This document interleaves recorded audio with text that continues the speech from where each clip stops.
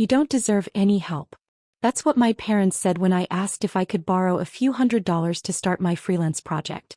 Meanwhile, they had just wired $76,000 to my sister Ava for her dream boutique. At family dinner, Mom clinked her glass and announced, "We invest in potential, Hannah. Ava has vision." I smiled through it, though the words felt like glass shards. I was 27, working 12-hour shifts at a marketing agency and saving every cent I could. Ava, 2 years younger, had never held a job longer than a month. When I told them I'd figure it out myself, Dad laughed. "Don't be dramatic. Some people just aren't meant for business." My name is Hannah Reed, and that night I promised myself something simple. I'd build a life so solid they'd choke on their doubt.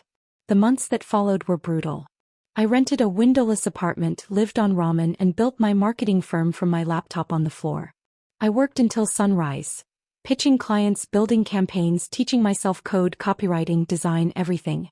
While Ava posted boutique selfies with champagne flutes and hashtags about manifestation, I posted invoices marked paid in full. Every dollar reinvested. Every setback logged. 2 years later, I didn't just have a small business. I had Reed Strategies, a firm managing contracts for luxury brands across 3 states. One morning as I walked into my glass front office, my assistant handed me a folder labeled, $5 million deal. Confirmed. By noon, my phone buzzed with a text from Mom. "Ava just saw your company on the news. He's crying." I exhaled slowly, looking out at the skyline. The poetic timing was almost cruel. By that afternoon, my phone wouldn't stop ringing. Mom, Dad, even Ava. I didn't answer. Instead, I watched the interview replay on the local business channel. The reporter standing in front of our new headquarters saying my name like it finally mattered.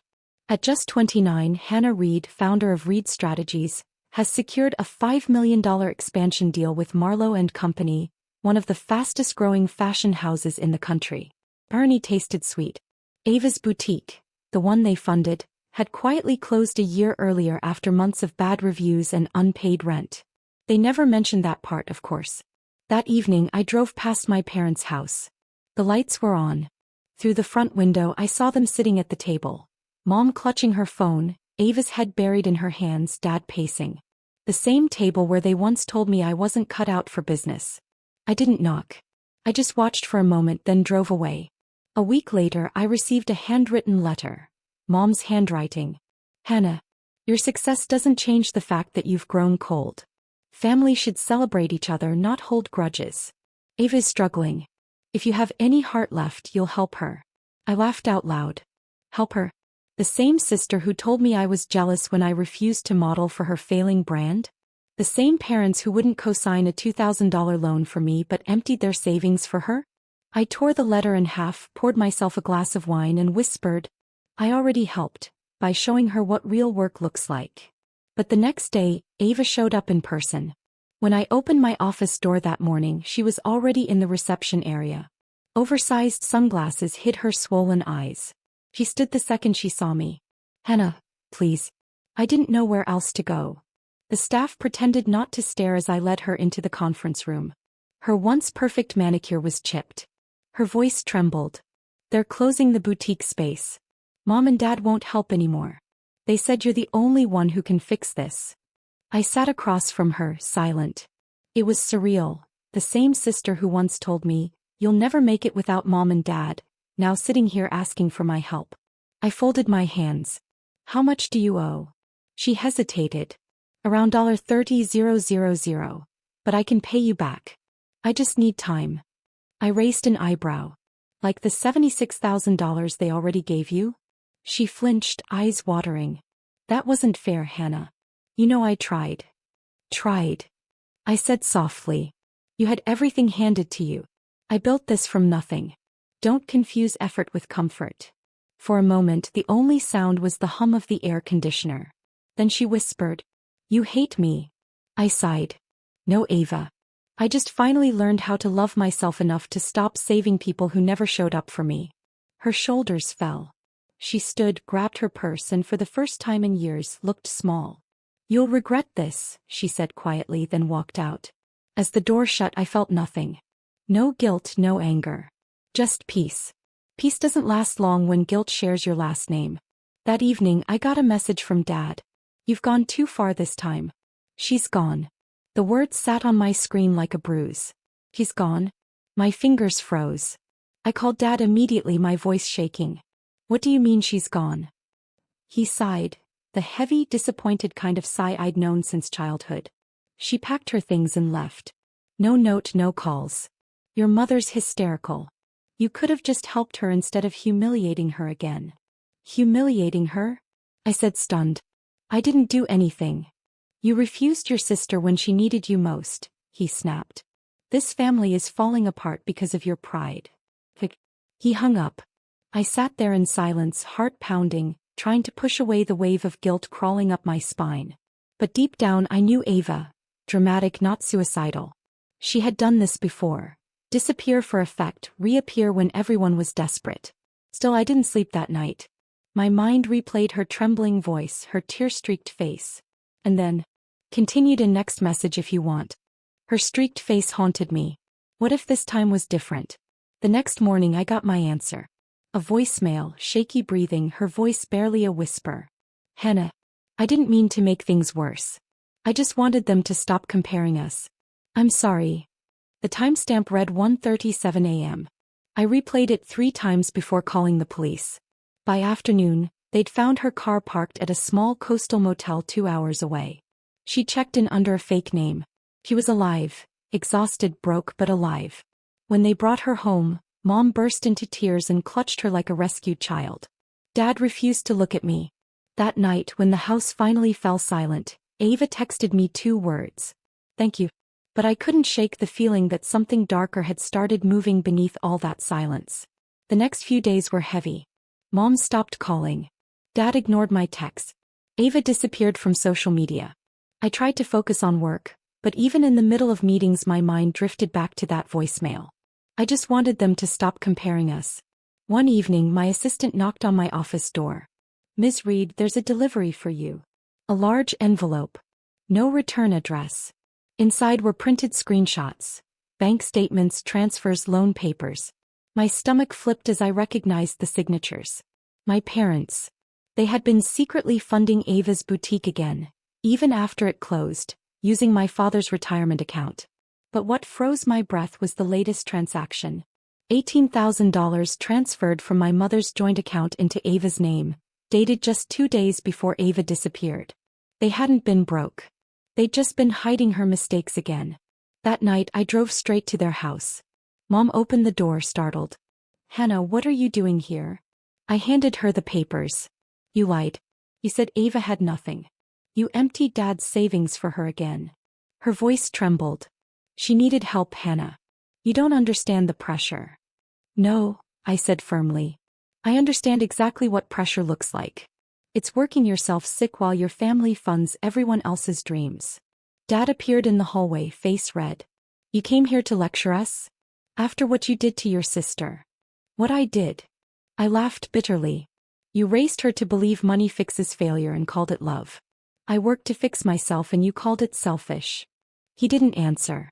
Because for the first time he knew I was right. And what came next proved it. 2 days later, everything exploded.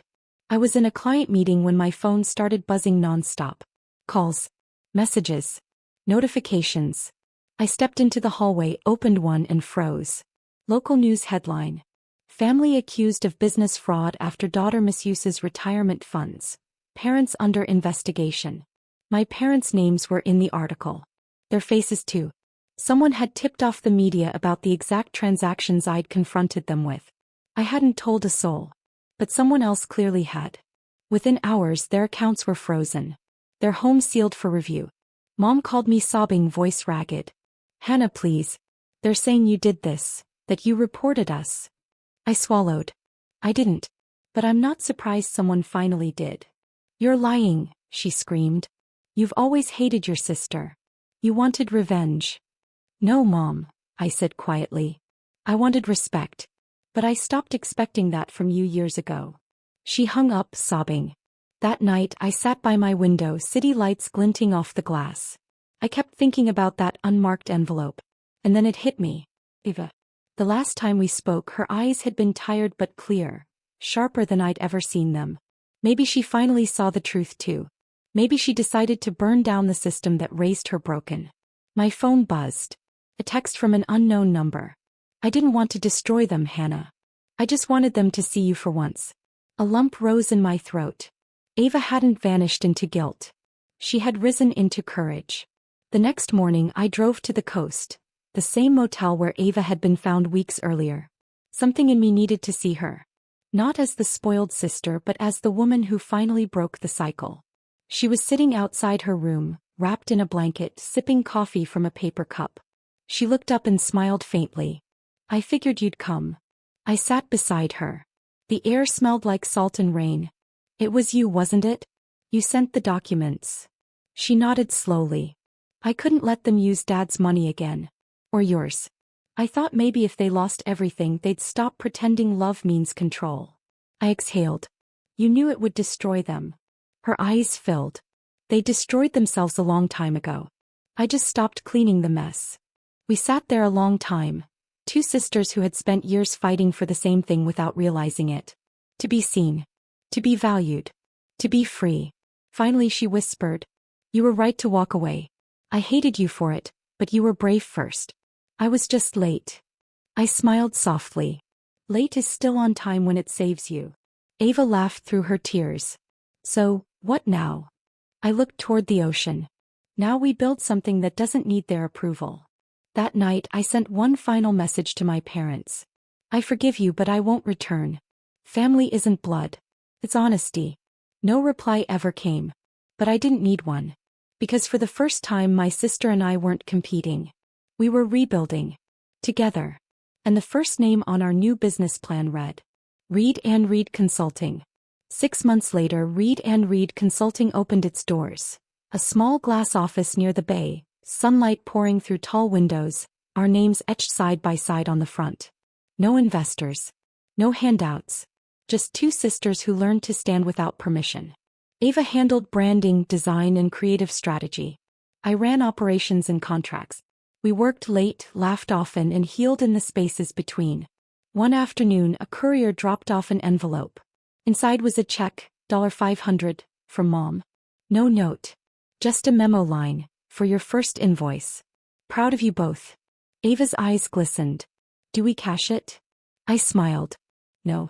We frame it. We hung it by the entrance, not as forgiveness, but as a reminder that closure doesn't always come with words. Sometimes it's the silence that finally says, I see you now. A year later our company crossed $5 million in revenue. The same number my first deal had hit when everything began. Only this time I wasn't alone at the top. During our anniversary party, Ava raised a toast. To the sisters who were told they didn't deserve help and built everything anyway. The room erupted in applause, laughter, clinking glasses. I looked around and realized something quietly beautiful. I no longer needed validation. I had peace. Outside, city lights flickered across the water. Soft, forgiving. I whispered to myself. Some debts aren't meant to be paid back. They're meant to be outgrown. And in that moment I knew. The girl who once begged for approval had turned her silence into an empire.